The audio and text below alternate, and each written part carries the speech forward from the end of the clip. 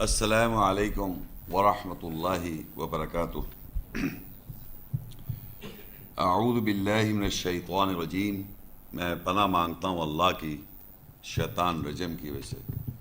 بسم اللہ الرحمن الرحیم، اللہ کے نام کے ساتھ جو نہایت مہربان رحم کرنے والا ہے۔ آج کا موضوع ہے قرآن کیا کہتا ہے آلیہ اور اللہ کے بارے میں۔ یہ جو لفظ آلیہ ہے یہ جمع ہے الہ کی، جمع ہے الہ کی، اور الہ کے معنی اردو میں خدا کہا جاتا ہے یا فارسی میں خدا کہا جاتا ہے۔ یہ اس کا اردو ترجمہ ہے، انگلش میں GOD، گاڈ اسمال جی سے الہ، اور اس کا جو جمع ہے الہ کا، گاڈس بہت سارے خدا، وہ ہے آلیہ۔ اور اللہ آپ سب جانتے ہیں اللہ کے معنی گاڈ، کیپٹل GOD گاڈ یا خدا۔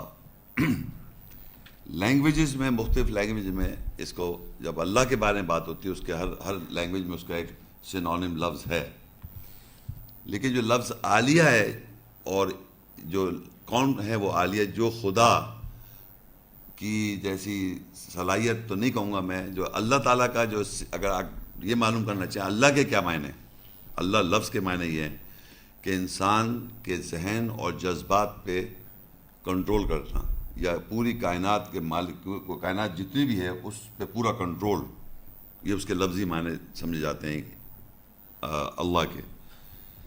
اسی طریقے سے وہ خدا انسان کی سوچوں کو یا اس کے جذبات کو اگر وہ کنٹرول کر رہے ہیں تو وہ خدا بن جاتے ہیں یا خدا کہلاتے ہیں لینگویجز میں۔ اور قرآن مجید میں ان کا ذکر ہے، اور وہ کیسے، اور یہ ہم ٹاپک دیکھیں گے۔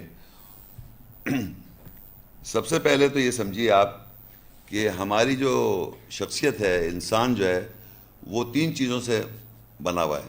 ایک تو اس کا جسم ہے، اور ایک اس کی نفسیات ہے، اور ایک اللہ کی آیت کی روح۔ ہر انسان کے اندر اللہ کی آیات کی جو روح ہے وہ امر ربی ہے، اللہ کے حکم سے ہم زندہ ہیں، اور امر ہے وہ اللہ کا، اسے ہم کہیں گے روح۔ اور دوسری جو نفسیات ہے، ہر مرد اور عورت کی ایک بیسک نفسیات، عورت کا ہونے کا ایک باڈیلی جو فرق ہے اور مرد کا جو فرق ہے وہ تو اپنی جگہ ہے، لیکن نفسیاتی طور پہ ہم انسان کے حیثیت سے جب ایک جنرل بات کریں گے تو وہ ایک نفسیات میں 2 چیزیں آ جاتی ہیں۔ ایک ہوتی ہے عقل، جس کو اردو میں وزڈم یا دانائی کہتے ہیں، انگلش میں وزڈم، اردو میں دانائی، اور عربی میں حکمت بھی کہا جاتا ہے۔ اور دوسرا ہوتے ہیں جذبات۔ عقل اور جذبات کا ایک میل ہے آپس میں، ان کا ایک مل جل کے وہ انسان زندگی گزار رہا ہوتا ہے۔ کیا اس کے جذبات ہیں، کیا وہ چاہتا ہے، کیا اس کی فیلنگز ہیں، ایموشنز، اور اس کو عقل اس کو بتاتی ہے کہ یہ صحیح ہے، یہ غلط ہے، جو بھی اس کی عقل ہے وہ وزڈم کہلاتی ہے۔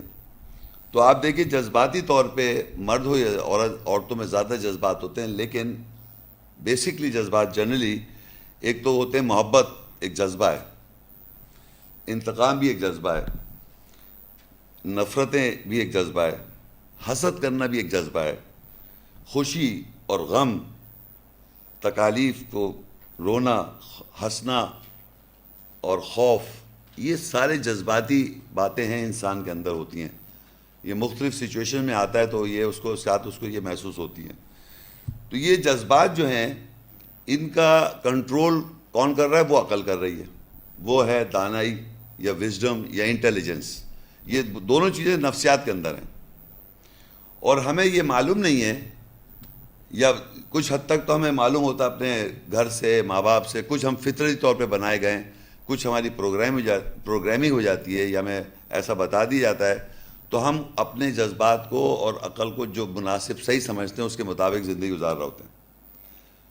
بیسکلی فنڈامنٹلی بنیادی طور پہ جذبات جو ہیں انسان کے، اب یہاں میں صحیح اور غلط جذبات کی بھی بات نہیں کر رہا، جو بھی جذبات کسی کے آدمی کے اندر ڈیولپ ہو رہے ہیں تو وہ اگر ڈومینیٹ کرنے لگیں آپ کی عقل پر تو پھر وہ آپ کی جو عقل ہے وہ جذبات کے خاطر، اس جذبے کے خاطر وہ کام کرتی ہے. فرض پر مجھے چوری کرنی ہے، ایک میرے کو لگ رہا ہے یہ فلانا بینک پہ اتنا روپیہ ہے، یہ میرے پاس آ جائے. اب یہ جذبہ ہے کہ میرے پاس آ جائے. تو یہ جو جذبہ مجھے ہو رہا ہے، تو اس کے لیے میں عقل کو استعمال کروں گا کہ کسی طریقے سے کسی کو پتہ نہ چلے یہ پلاننگ کروں اور پیسے چرا لوں. تو جو جذبہ ہے، جذبہ نے مجھے چوری پہ آمادہ کیا، عقل نے میرے پہ اس طرح کام کیا اور جا کے چوری کر لی. اور عقل اگر ڈومینیٹ کر رہی ہے جذبے، تو عقل کہے گا کہ نہیں یہ چیز صحیح نہیں ہے، تمہارے پیسے جو تمہیں ملے اسی کے مطابق تمہیں زندگی گزارنی. تو وہ عقل اس کو ڈائریکٹ کرتی ہے. تو بعض دفعہ جب جذباتی طور پہ جذبہ جب حاوی ہو جاتا ہے آدمی پر، عورت ہو یا مرد، تو پھر وہ غلط یا اچھا کام کرتا ہے. پھر عقل اس کی وہی کام اس کی تابع ہو جاتی ہے. ہمیں عقل کو جذباتوں کو تابع رکھنا ہے اور الٹا نہیں ہے. مگر نارملی جب ہم کسی چیز میں ملوث ہو جاتے ہیں، وہ ہے ہمارے جذبات. تو آپ کو یہ دیکھیے گا جب ہم لیکچر دیکھیں گے، پڑھیں گے آگے، تو یہ چیز سامنے آئے گی. اچھا، دوسری چیز یہ کہ ایک آئیڈل جسے کہتے ہیں، آئیڈل IDOL، بت جسے کہتے ہیں بت. یہ عربی کا لفظ ہے وطن، واو سے نون، وطن، جس کے معنی ہیں بت. اور یہ وہ بت ہیں، مطلب ایک تو یہ تو فزیکل بت ہو، یا آپ کے دماغ میں بت بنا لیں آپ کسی کا، اور اس کے مطابق اس کے بارے میں کوئی ایک آپ اپنے دماغ سے اس کے بارے میں ایک فیلنگ بنا لیں کہ یہ ایسا شخص ہے، یہ ایسی چیز ہے، اس سے مجھے یہ فائدہ ہوگا. تو یہ جو آپ نے بنایا بت، یہ وثن اس کو کہتے ہیں. اور اوثان اس کی جمع ہے، بہت سارے بت. اسی طرح تماثیل، امیج، ڈرامہ جسے کہتے ہیں، ڈرامے دیکھتے ہیں آپ، تماثیل ایک ٹی وی پہ آتا ہے نا، ڈرامے آ رہے ہیں، تماثیل. اور موویز، پکچر دیکھتے ہیں، یا ایلیگوریز ہوتی ہے نا، کیا کہتے ہیں، محاوروں پہ زندگی گزار رہا ہوتا آدمی. ایک بات مسئلہ ہے، ایک محاورہ کوٹ کر دیا ہے کہ یہ محاورے سے آپ سمجھ جائیں اس بات کو. تماثیل جو ہے وہ اس طرح کی سچویشن سے ریلیٹ کر دینا ایک بات کو. یہ قرآن مجید میں ورڈز یا لفظ آئے ہیں بت کے شکل کے، ان کو بت پرستی جسے کہا جا رہا ہے. اور دوسرا ہے صنم. صنم اس کی جمع اسنام. یہ بھی ایک بت ہوتا ہے، مگر محبت اس میں جذبہ جو ہے، محبت کا جذبہ انوالو ہے. تو یہ جو بت ہیں، یعنی صنم کا بت، محبت کا بت کہلائے گا. اور اوثان، وثن، مختلف قسم کے جو بت ہوں گے وہ اوثان کہلاتے ہیں عربی میں. اور تماثیل بھی ایک طرح سے بت ہے جو اس کے آپ، یہ تینوں ورڈ قرآن مجید میں بت کے طور، جب بت کی ذکر آتا ہے قرآن مجید، وہ اس طرح بیان کیا جاتا ہے. لیکن میں آپ کو یہ ضروری بتانا سمجھتا ہوں کہ جیسے فرض کریے یہ ایک چیز ہے، ڈائمنڈ ہے، یہ یا کوئی بھی چیز ہے، اس سے میرا تعلق ہو نہیں سکتا جب تک کہ مجھے پروگرامنگ نہیں کی جائے، مجھے بتایا نہ جائے کہ اس کو پہننے سے یا اس کے آگے سجدہ کرنے سے یا اس کو پیار کرنے سے یہ فائدے ہوں گے. تو بیسیکلی جو بت پرستی ہے وہ انسان کے اندر، کوئی انسان کسی کو بتاتا ہے یا جذبہ دلاتا ہے یا اس کے جذبات اس سے کریٹ کر دیتا ہے، تو آدمی بت پرستی کرتا ہے. یعنی ہندوستان میں اگر بت پرستی ہو رہی ہے، فزیکل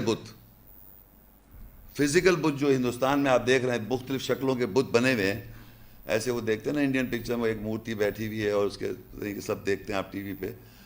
وہ کچھ نہیں کہہ رہی، وہ تو پتھر سے کسی نے تراش کے بنا دیا. ان کے لوگ، ان کے مولوی لوگ حضرات، یا ان کے کلچر میں بتایا جا رہا ہے، ان کے مذہب میں بتایا جا رہا ہے کہ یہ جو ہے نا، یہ دیوی جو ہے، یہ فلانی چیز جو ہے، اس سے آپ کو یہ فائدہ ہے، اس کو آپ کو اس سے کریں گے تو یہ ہو جائے گا. تو وہ ایک تعلق کریٹ کر دیتے ہیں آپ کا اس بت کے ساتھ، وہ پتھر کی مورت جو بھی ہے، وہ جو ایک تعلق کریٹ کیا ہے کسی کے کہنے کی وجہ سے، آپ نے یہ جذبہ کر لیا کہ اس سے ایسا، اس طرح ہونے سے ایسا ہو جائے گا. تو وہ جو ایک تعلق کریٹ ہوا، اس کی وجہ سے آپ اس کو پوجنے لگتے ہیں. اگر وہ تعلق ہٹ جائے گا تو اس بت کی کوئی اہمیت نہیں رہے گی. فزیکل جتنے بت ہیں دنیا میں، جتنے بھی دنیا میں مختلف مذاہب میں، مختلف علاقوں میں فزیکل جتنے بھی بت ہیں، وہ کسی نہ کسی کی ایجوکیشن سے کوئی جذبہ کریٹ کر رہا ہے، ایک جذبہ تعلق کرا رہا ہے انسان کا ان سے، تاکہ آپ ان سے منسلک ہو جائیں.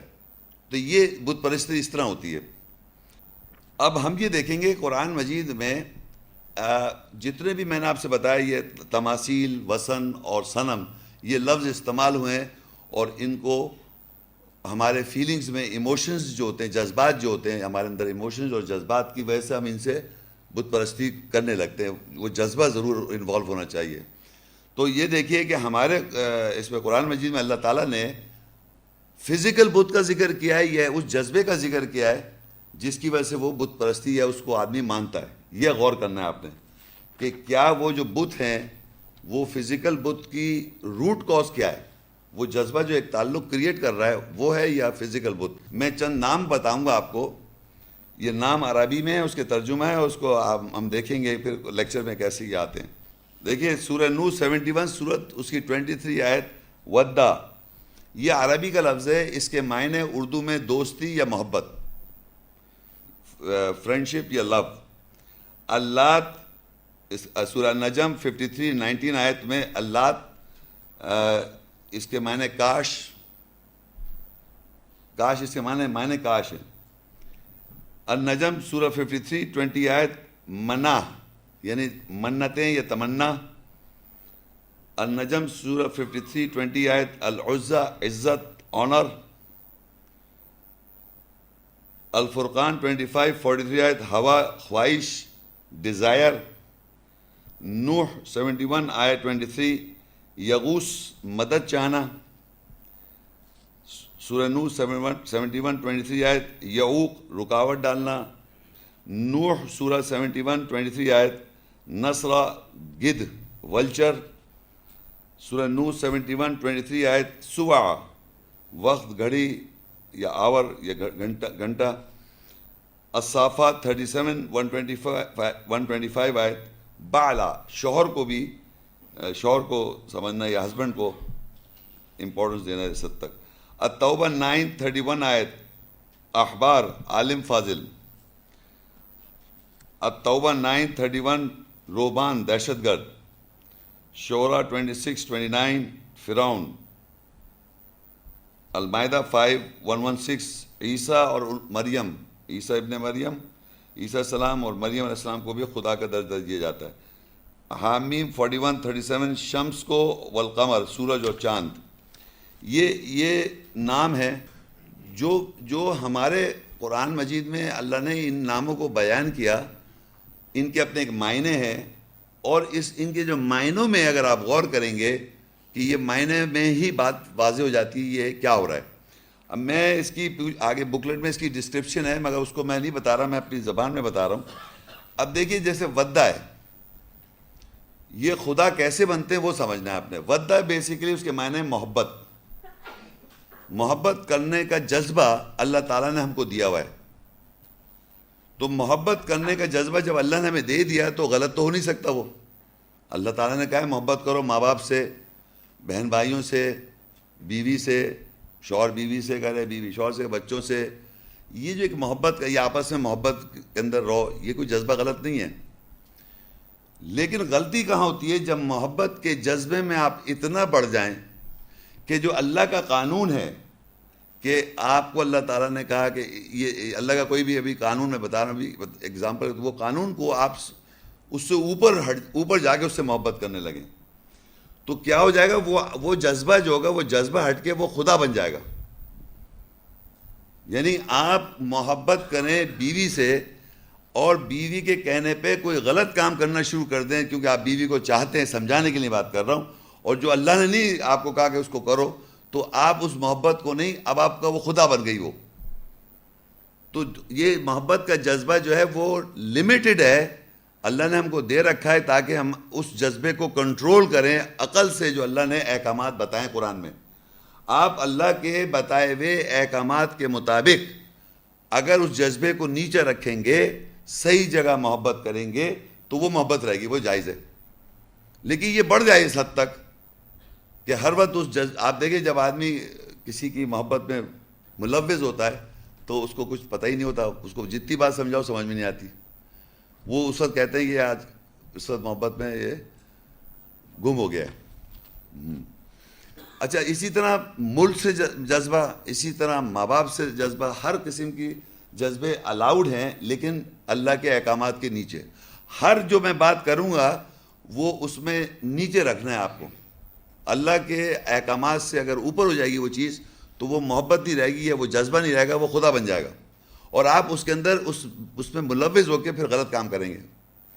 دوسرا لفظ ہے جیسے منات, تمنا.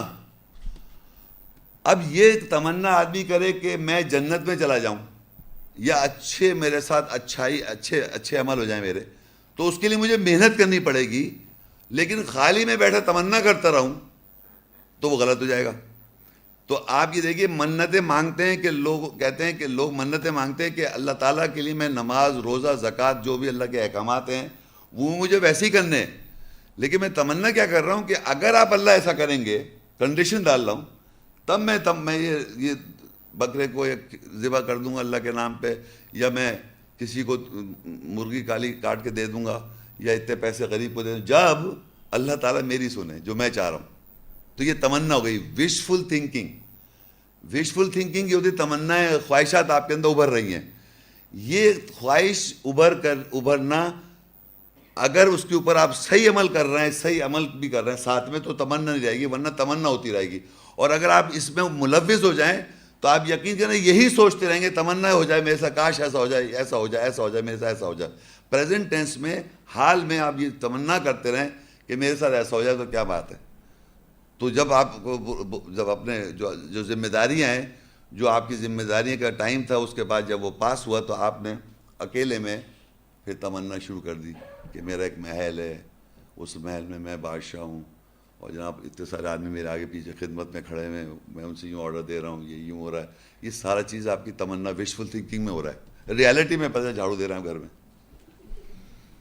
تو یہ تمنائیں جو ہے نا, یہ آپ کو اگر اس میں ملوث ہے تو آپ باہر آئیں اس سے, زندگی سے. ورنہ یہ وہ سارے ہیں جھوٹے خدا, بتوں کے نام جو اللہ کے ساتھ شریک کیے جاتے ہیں, یعنی اللہ کو نہیں سمجھ لیتے, اسی چیز میں آپ ملوث ہیں.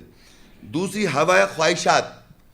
یہ تو تمنا تو ایک اسپیسیفک چیز کے لیے آپ کو ہو رہی ہوتی ہے. خواہشات تو وہ کہتے ہیں نا, ہزاروں خواہشیں ہیں ایسی کہ ہر خواہش چاہ رہا ہے کہ یہ بھی ہو جائے, یہ بھی ہو جائے تو کوئی مذاکرہ نہیں, یہ ہو جائے تو یہ بھی کوئی مذاکرہ نہیں.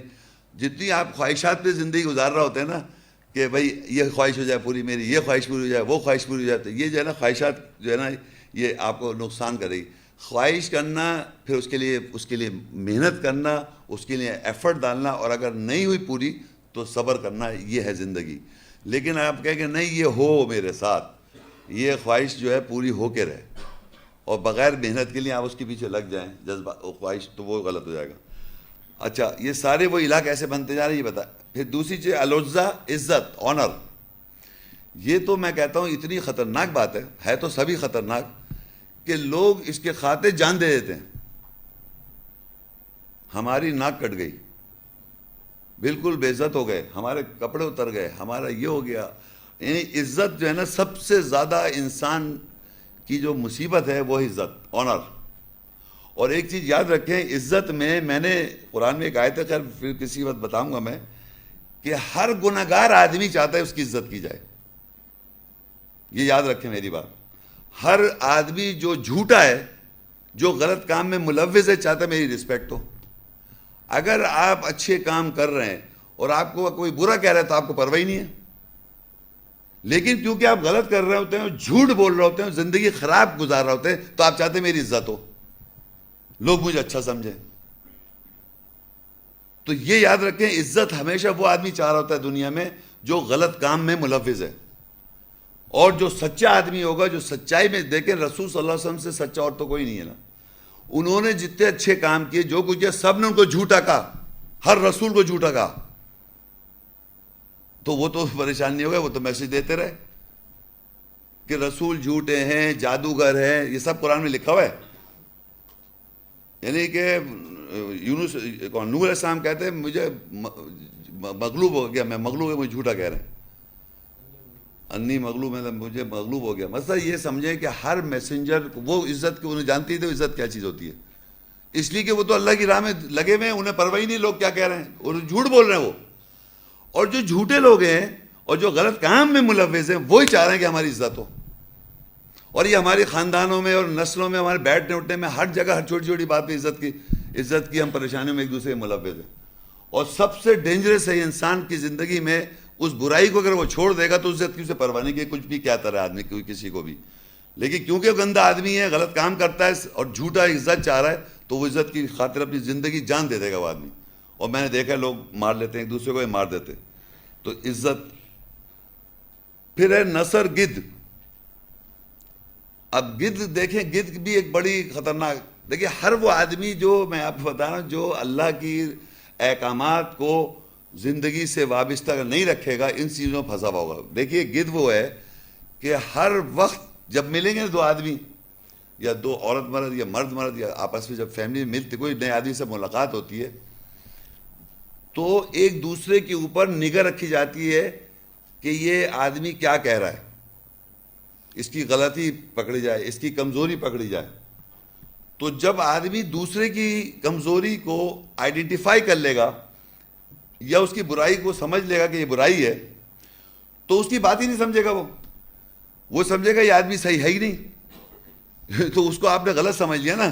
تو آپ کے اپنے بنائے ہوئے اسٹینڈرڈ سے اپنے کلچر کے مطابق دوسرے کو آپ نے فیل کر دیا. ابھی مثال کے طور پہ یہ دیکھیے،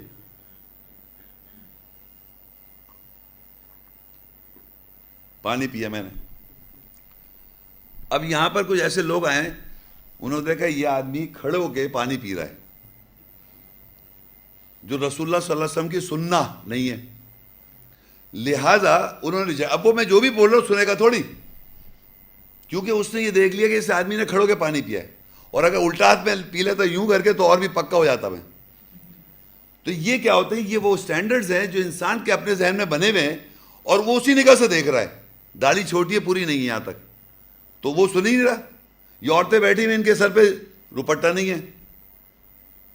تو جب یاد رکھیں آپ نے اپنے سٹینڈرڈ سے دیکھنا ہے اور اس پہ آپ کو پتہ نہیں وہ صحیح ہے غلط، کیونکہ تحقیق تو کی نہیں کسی بات کی. جھوٹی باتیں سن کے جھوٹ سننے کے عادی ہیں اور اس جھوٹ سے دوسرے کو دیکھ رہے ہیں ولچر کی نگاہ سے کہ اسی میں غلطی پکڑ لوں، اس کی میں غلطی پکڑ لوں، اس کی میں غلطی پکڑ لوں. جب آپ یہ غلطی پکڑ رہے تو آپ خود صحیح نہیں ہو رہے. تو میں بتانا یہ چاہ رہا ہوں کہ ہر آدمی دوسرے آدمی کی غلطیاں نکال رہا ہے اپنے سٹینڈرڈ سے اور دوسرے کو غلط سمجھ رہا ہے تو وہ خود کچھ نہیں کرے گا، وہ کبھی کچھ سیکھ نہیں سکتا. یہ ولچر کی عادت ہے جو ہمیشہ ہر وقت دوسرے آدمی پہ غلطی دے، اسی میں ملوث ہے اور بڑی جلدی بھائی ہمارے کو تو انہوں نے بڑا گمراہ کر دیا ملاؤں نے، تو ایسا لگ رہا ہے کہ خود بڑی زندگی میں کچھ کام کر رہے ہیں.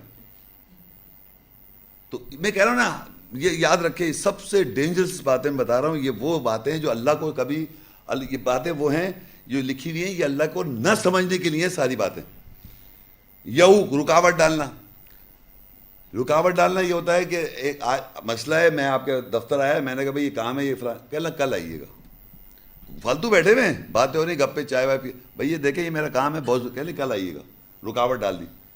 ایک تو یہ طریقہ ہے کہ کل آئیے، کل جب پہنچے تو کہہ لیں اب تو دفتر بند ہوگا، پھر پرسوں آئیے گا. اب یہ کنٹینیوس رکاوٹ ڈال رہے ہیں. آپ کا ایک جینوئن کام ہے، وہ آپ کو رکاوٹ ایک تو یہ رکاوٹ. ایک آدمی کوئی صحیح کام کر رہا ہے اللہ کی نظر میں، اس کے اندر اڑاس ڈال دی، تو یہ رکاوٹ ڈالنا ہو گیا.